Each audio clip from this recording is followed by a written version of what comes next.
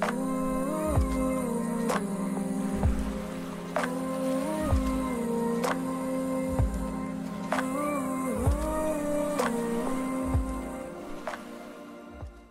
yo l'équipe, ravi de vous retrouver aujourd'hui pour cette nouvelle vidéo. Et au programme du jour, on va voir ensemble l'évolution de mes Polyrhachis armata.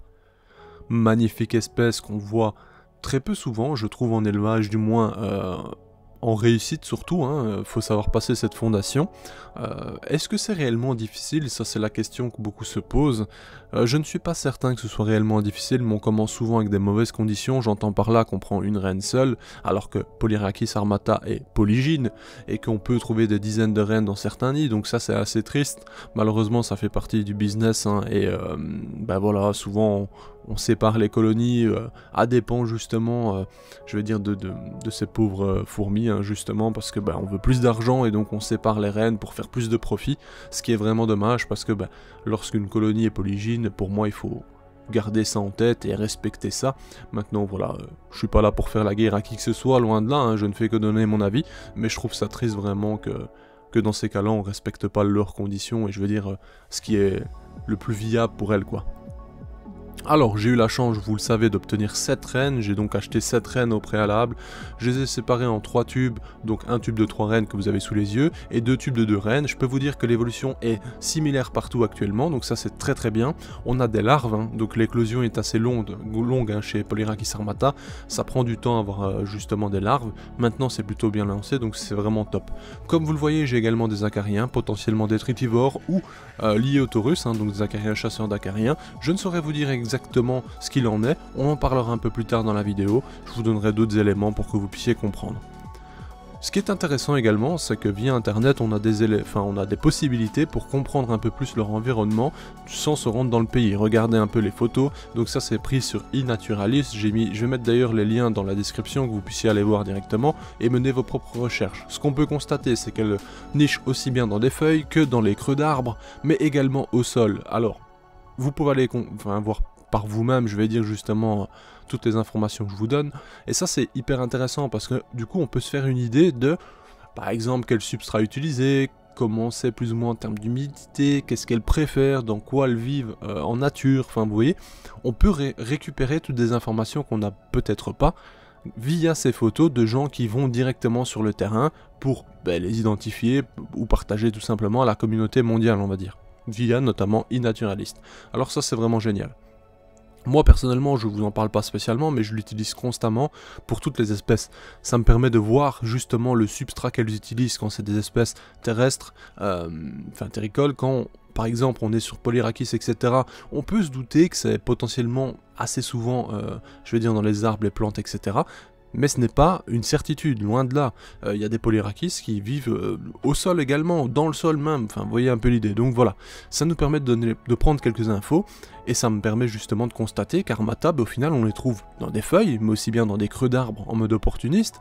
On sait également qu'elles font des créations en cellulose, un peu comme nos abeilles, etc. Donc ça c'est intéressant. Et on sait également que parfois, si elles trouvent des cavités dans les creux, justement dans le pied de l'arbre, elles peuvent très bien y vivre également. Donc au final ça s'adapte plutôt bien, et ça c'est intéressant. Bon, maintenant libre à vous de faire vos recherches sur les espèces, de voir comment vous voulez procéder, etc. Mais je trouvais vraiment cette parenthèse très intéressante, c'est pour ça que je vous ai mis les photos. J'espère en tout cas que la vidéo va pas se faire striker, techniquement les crédits sont mis et je mettrai les liens dans la description, mais bon, il est possible que si les gens portent réclamation, sur certaines photos on ne puisse avoir les droits, parfois c'est pas tellement clair, donc j'espère que ça sera bon. Mis à part ça, comme vous le voyez, je leur ai donné tout simplement un petit tube avec une feuille notamment qui vient de là-bas, qui est venue avec elle, donc ça j'espère que ça leur plaît. C'est un détail certes, mais moi je vois ça sous quel angle? En fait je me dis, le verre pour elles c'est pas tellement bien en termes de déplacement, elles savent pas s'agripper correctement et se déplacer vraiment bien dessus. Certes c'est Polyrhachis donc elles se déplacent bien dessus, je vous le dis, mais bon, j'imagine que c'est moins confortable que une feuille, vous voyez l'idée. Donc je me suis permis de leur mettre une feuille. Malheureusement on voit dans ce tube j'ai quelques acariens. Alors pas de panique avec ça, surtout que si c'est quelques détritivores, il y a vraiment zéro risque.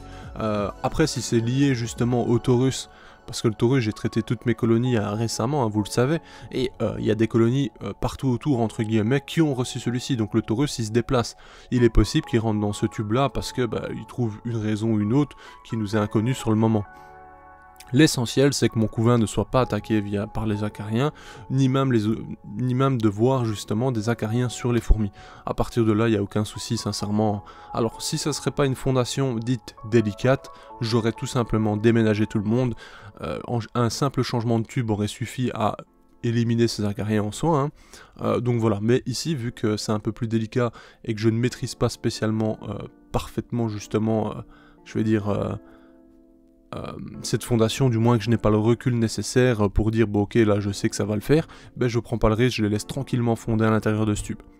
Pour revenir justement au tube que j'ai pris, donc comme je vous ai dit j'ai 3 tubes au final, 2 avec 2 reines qui ont également des larves etc. Sachez que ceux-ci je ne les ai plus, donc c'est parti chez d'autres personnes qui vont les élever. Cependant, je me suis assuré que quand elles partent, elles avaient des larves, et donc ça c'est une très bonne chose. Comme ça, la partie la plus délicate, non, mais je veux dire une partie rassurante est déjà passée, quoi. Mis à part ça, qu'est-ce qu'on peut dire là-dessus? Vous allez voir dans la vidéo que c'est la première fois que je vais leur donner de la protéine, parce qu'effectivement vous savez que la protéine c'est essentiel au développement des larves notamment, chez beaucoup d'espèces de fourmis, et donc je me suis dit que j'allais leur donner.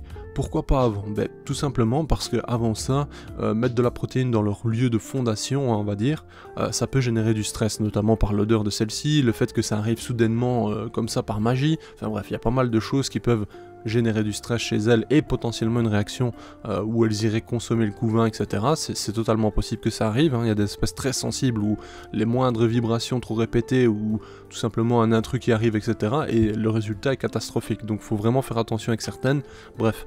Et donc au final ici vous allez voir que dans la vidéo elles vont très vite aller chercher cette protéine, je peux vous dire d'ailleurs, parce que c'est enregistré plus tôt, je peux vous dire qu'elles l'ont directement utilisé et amené à proximité des larves. Cependant, je n'ai pas vu les larves consommer dessus, mais je sais qu'elles ont certainement transmis, je vais dire, ce qu'elles ont récupéré dessus, donc c'est hyper intéressant.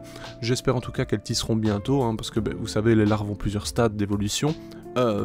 Après l'éclosion, c'est déjà très très rassurant dans tous les cas, mais bon. En termes de couvain, franchement, j'ai au moins 15 larves, ce qui est monstrueux pour un premier couvain chez Polyrhachis armata, mais aussi, il faut pas oublier qu'il y a 3 reines, et donc, forcément, sachant que c'est une espèce vraiment polygyne, elles pondent ensemble, donc ça c'est juste magnifique. J'espère mener à bien vraiment cette colonie, ici actuellement on est sur une fondation, mais j'espère arriver à terme avec une colonie, parce que je trouve que Polyrhachis armata c'est exceptionnellement beau, sincèrement, je trouve que c'est un régal, quoi. Elles sont gracieuses et à la fois elles ont un look agressif avec, je sais pas moi, on dirait vraiment que c'est une fourmi qui est solide comme ça. Avec ses épines dorsales, etc. Ça donne vraiment un aspect complètement dingue en fait. Dites-moi en commentaire qu'est-ce que vous en pensez. Alors, si vous ne connaissez pas d'ailleurs les Polyrhachis, il y a une diversité de coloration, de taille, de ci, de là, enfin bref, il y a vraiment des folies dans ce genre, moi je suis complètement fan, mais bon, c'est vrai qu'en élevage, ce n'est pas les plus simples. D'ailleurs, je mets une petite parenthèse, mais vous le saviez, j'avais reçu des Polyrhachis Dive de Viking, qui m'avaient transmis, donc j'avais reçu sa petite fondation. Je vous les montre pas en fait parce que ça n'avance pas. C'est-à-dire que depuis que je les ai reçus, j'ai eu énormément de couvains, de cocons, tout ça, je les ai fait vraiment bien prospérer. Le problème c'est que je n'ai que des naissances de mâles, donc cette reine est potentiellement une princesse et ne donne pas lieu à des naissances d'ouvrières. Je n'ai vraiment que des mâles, donc malheureusement c'est une fondation qui est vouée à s'éteindre. Parce que je n'ai pas d'autres reines, sachant que Polyrhachis Dive est hautement polygyne également. Et c'est pour ça que, à nouveau, quand on a une seule reine dans ce domaine, souvent c'est compliqué. Franchement, je reviens un peu sur le fait que souvent c'est séparé comme ça. Par exemple, quand on sait que c'est polygyne, je trouve que c'est vraiment dommage de séparer les colonies.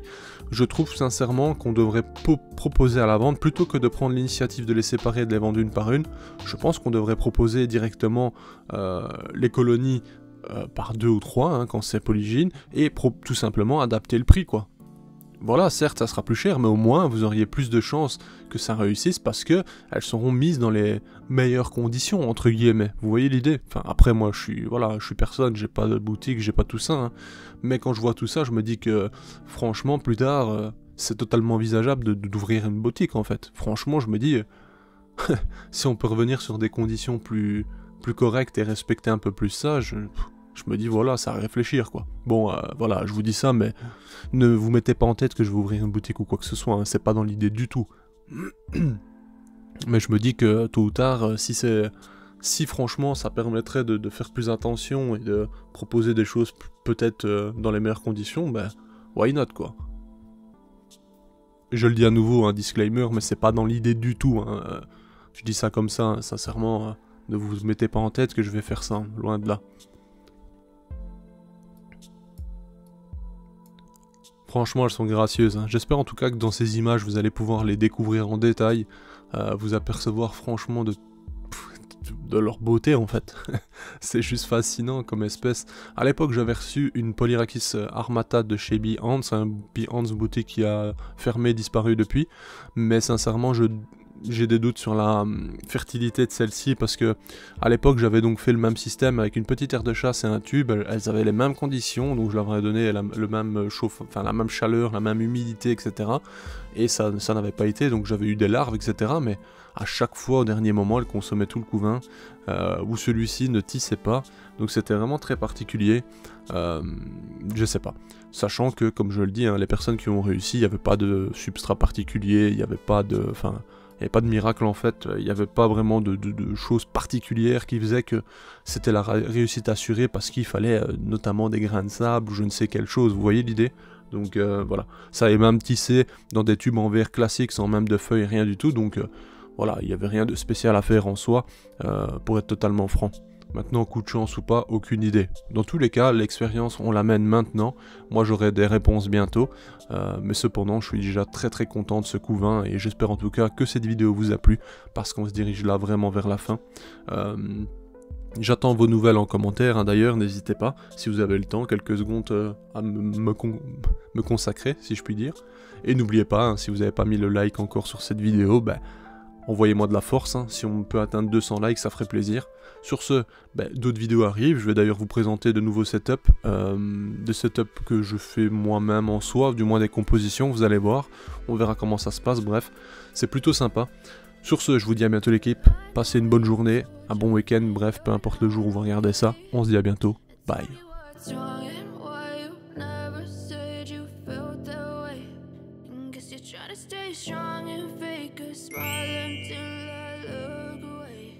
Hey, si toi aussi tu as apprécié la vidéo, n'oublie pas de t'abonner, de laisser un like, voire un commentaire, ou même de nous suivre sur les réseaux.